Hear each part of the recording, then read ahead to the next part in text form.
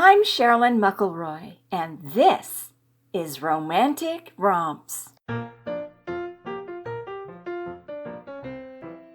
Welcome, everyone, to the podcast of Romantic Romps, where guests share their stories of love and how it changed their lives. The Life of Riley, Chapter 8. A month passed without seeing Fitz again. That didn't mean out of sight, out of mind. I mentally rehashed our lunch meeting and wanted to ask Sherman about the car manufacturer company's financial trouble Fitz had mentioned that day. Tonight, over wine and dessert, I'd do it. "Darling," my voice strained while cutting into the slice of decadent chocolate cake that slanted on one side. "I have something to ask you." Noticing the obvious concern in my tone, he rubbed my back. "You can ask me anything, sweetheart." On second thought, maybe I should forget saying anything. He'd tell me if he was about to lose his job, right? He never did, so that meant... "Riley," he softly urged. "what do you want to know?" With his thumb, he tenderly brushed my cheek. "Whatever it is, I can see it's bothering you, so out with it." "A while back, Fitz Kingston, you know, Coral's husband." Sherman nodded his acknowledgement. "Well," I continued, "we were talking one day, and he happened to ask me who you worked for. When I told him, he informed me of something that unnerved me." He narrowed his eyes. "What did he say?" I took a sip of wine. "He said UAC was in financial trouble and you would probably lose your job."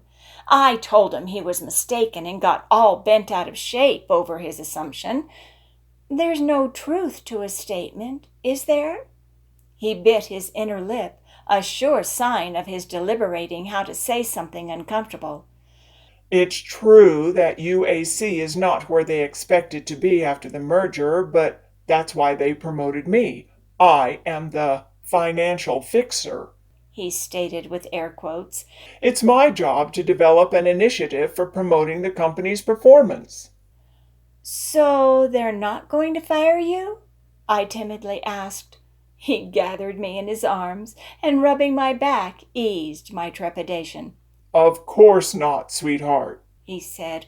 "There's too much to do for UAC to do that. My job is secure." Oh, relief washed over me with his answer. But then, while still in a warm embrace, he asked a question in return.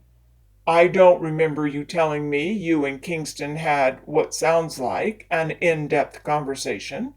He released me, looking me in the eyes. "When was this?"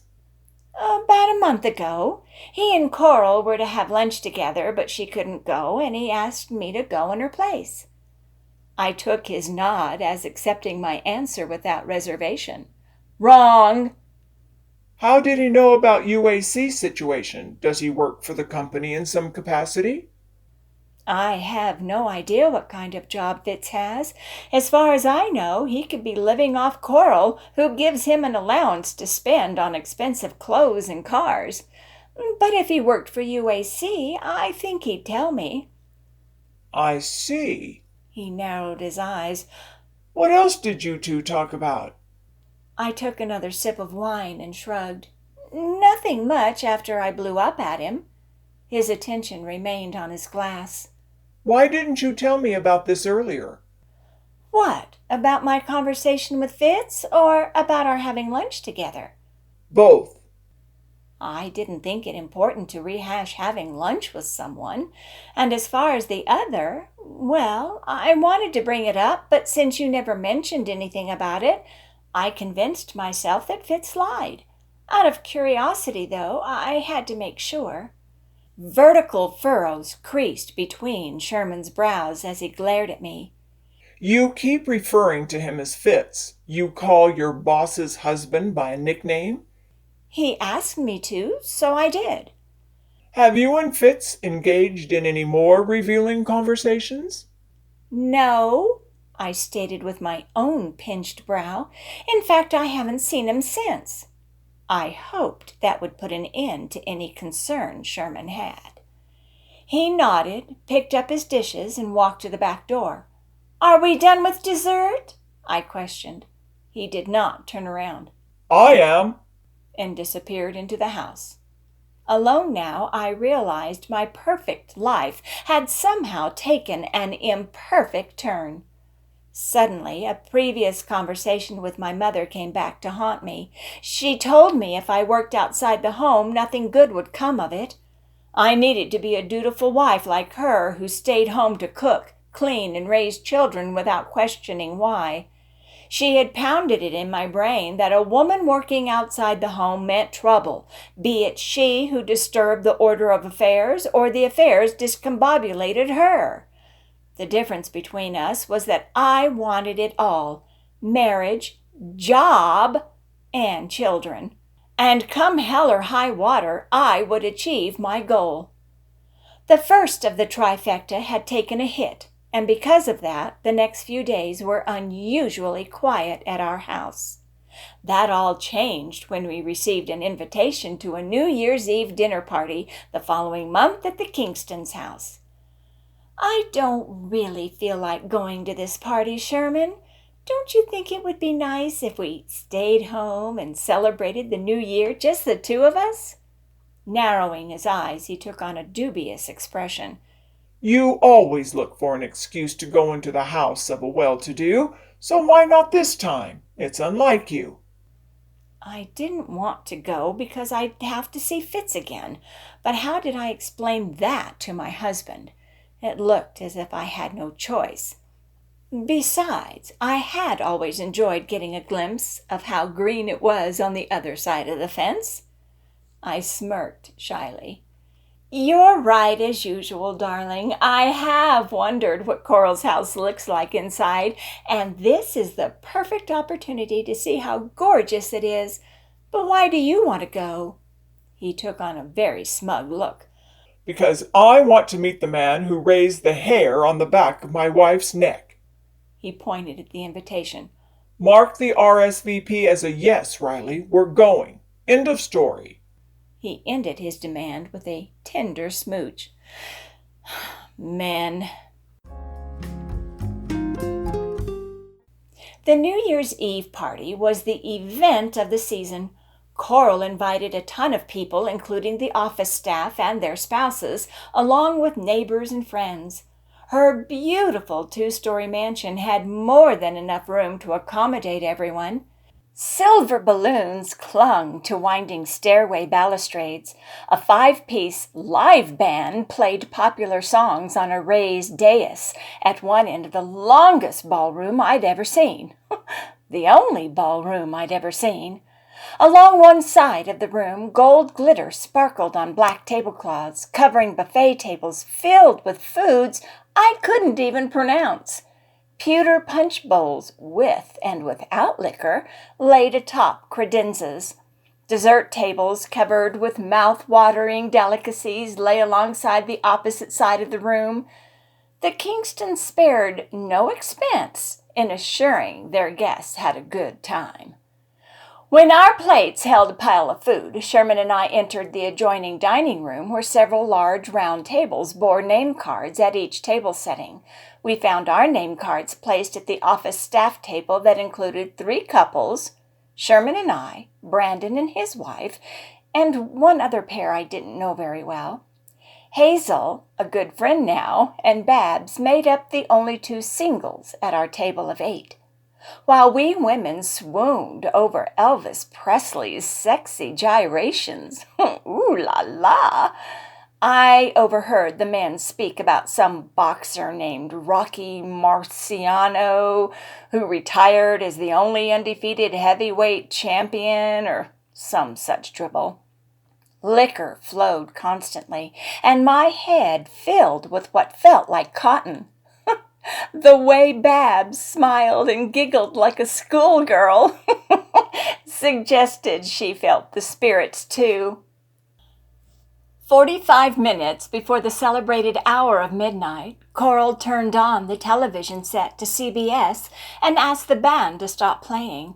Moving to the microphone, she made an announcement. "Okay, everyone," she clanked a spoon on the side of her glass. "It's time to gather around to watch Guy Lombardo and his Royal Canadians perform from New York."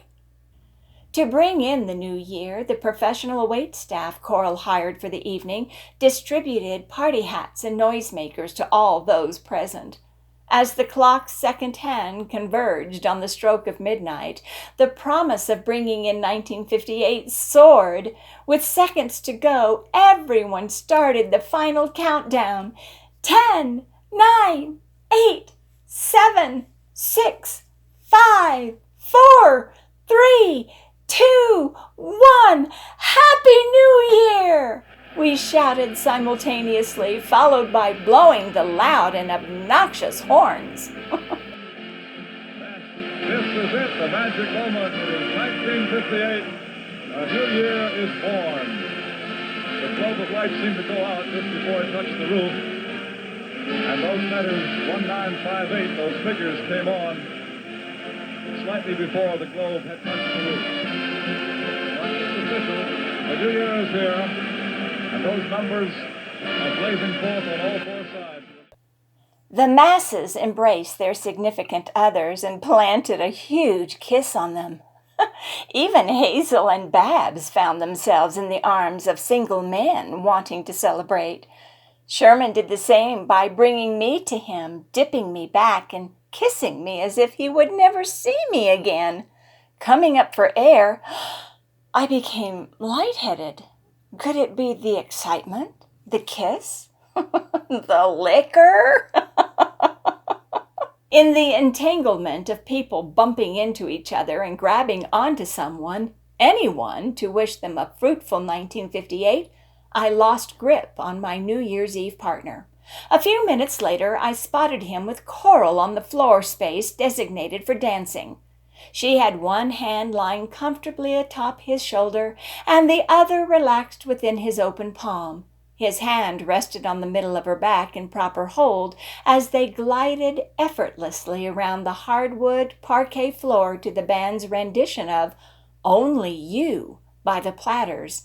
It seemed odd to see my husband dancing to this song with a woman other than me. Then I lost sight of them. People blocked my viewpoint when passing in front of me, but tilting my head from side to side, I found them again. Before I ventured out on the floor to cut in on my boss, I couldn't help but watch the graceful movements she and Sherman exhibited as they turned and weaved among other couples attempting to perform the same magical steps.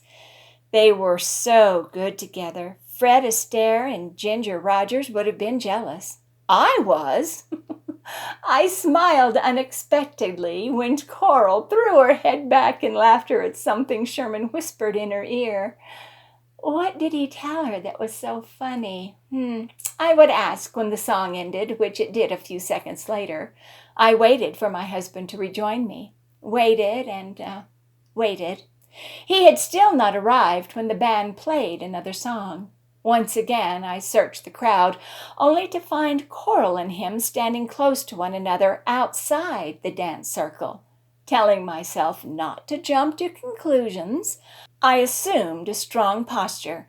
Displaying a playful grin, I approached them with as much ease as they had displayed on the dance floor. Getting close to them, I about tripped over my own 2 feet when coming to an abrupt halt. My eyes practically popped out of my head when Coral wrapped her arms around Sherman's neck and his hand caressed the small of her back. A split second later, she moved in for a kiss lasting way too long for 2 people not in an intimate relationship. I wasn't that drunk to be seeing things, but maybe Coral was that drunk to be doing things, inappropriate things. What surprised me even more was the man who declared undying love for me didn't try to break free of her grasp. It looked as if he enjoyed another woman's lips on his. When I glanced lower, Sherman seemed very much at home with Coral's hand starfished to his crotch. Booze or no booze, this was my husband and my boss attached in a lip lock. It had to stop, but before I could put the kibosh on it, someone from behind grabbed me and pushed me up against a wall.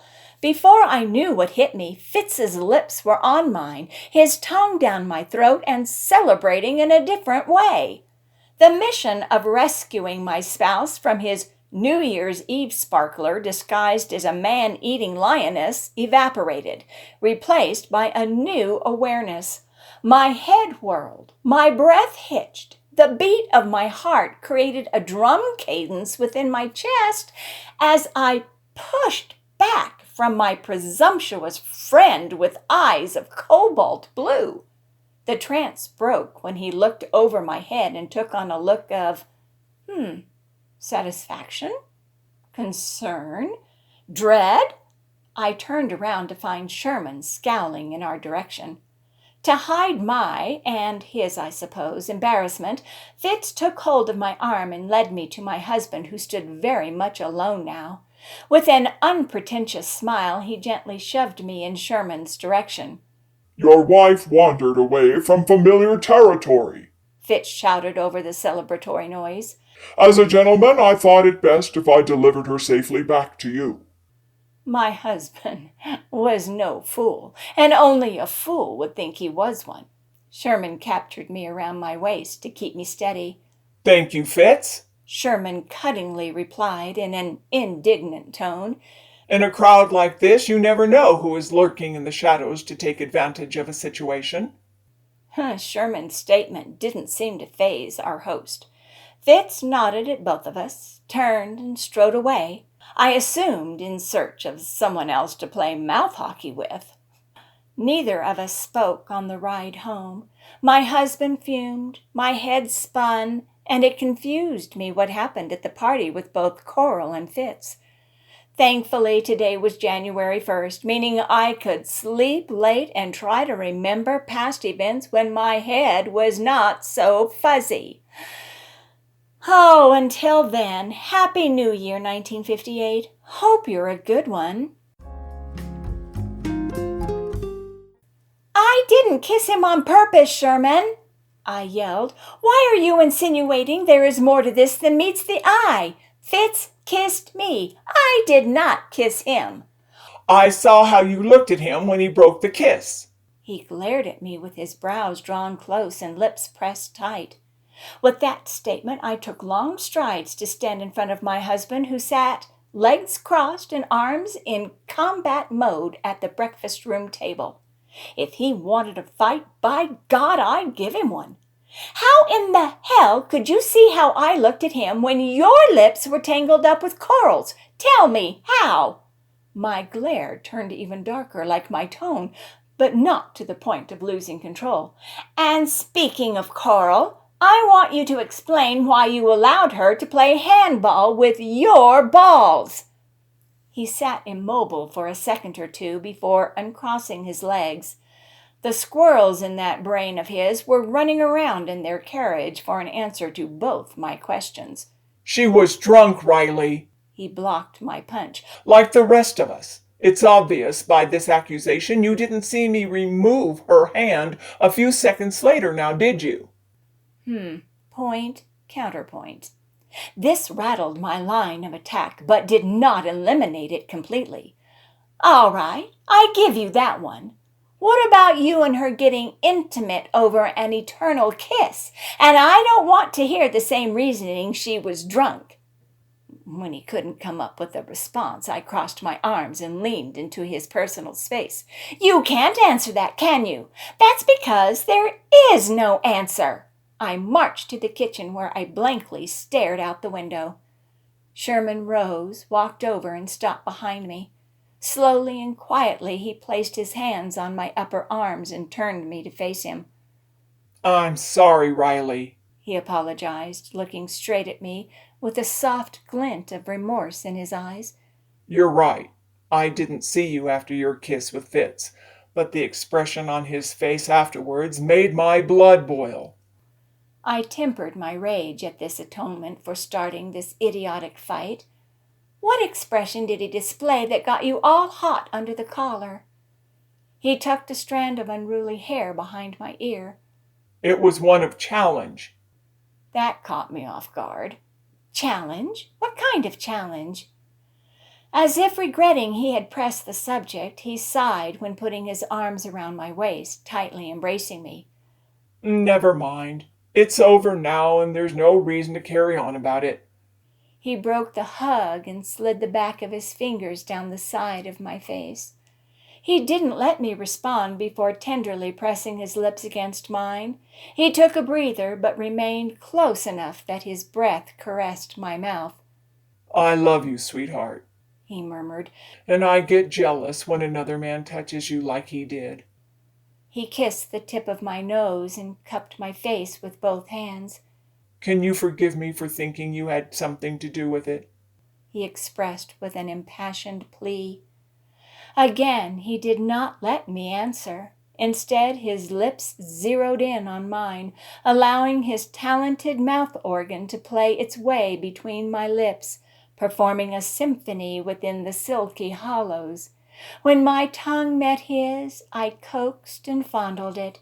When Sherman helped himself to a handful of my fanny cheeks and drew me tighter against his body, I literally felt how much this amorous exchange affected him. The roar of the sleeping giant awakened and came to life beneath his zipper. Oh, neither of us left our spot in the kitchen as we freed ourselves of angry thoughts and each other's clothing. While sprawled out on the linoleum floor, he promoted his eagerness to have sex by elevating me into that distant land of fanciful abandon. While Sherman lay on his back, I straddled him. He was such a handsome man, not perfect by any stretch of the imagination, but the one I selected as my life partner, and I chose well. I loved this man with every fiber of my being. I knew he felt the same about me. Getting down to business, I kissed a path down his chest. Oh, I love your lips on me. Don't stop. I did, though, and lightly dragged my nails down and alongside his sides, creating delicate ribbons of pink on his torso. In return, he massaged my bottom and flexed the muscles in his own to forge a dry rhythm. His action allowed me to adopt the same cadence and drive my hips forward and back, causing friction on my privates. No sooner did I get into a comfortable pattern, Sherman grabbed my shoulders and flipped me, exchanging places. Not hesitating, he positioned himself and thrust his pelvis forward, penetrating my primed sheath with his ultimate sex tool. The curvature of his fleshy unit and the multiple propulsion thrusts he used stimulated the hell out of my vagina's roof to where I wanted to scream. So I did. The flesh on my shoulders dimpled with the strength of his grasp. With each frenzied drive, he achieved extra power in plunging deeper, over and over, faster and harder. My God, he was about to rip a hole through my stomach with that jackhammer of his. But then relief came when he emerged right before ejaculating. His manhood rested on my stomach as he bellowed out an animalistic groan. What started out as a spiteful repartee ended up in an ardent exchange with our appetites fully quenched. Lying quietly on the cold linoleum, we embraced the other. Check that one off the list. We had christened our kitchen floor. Most gratifying.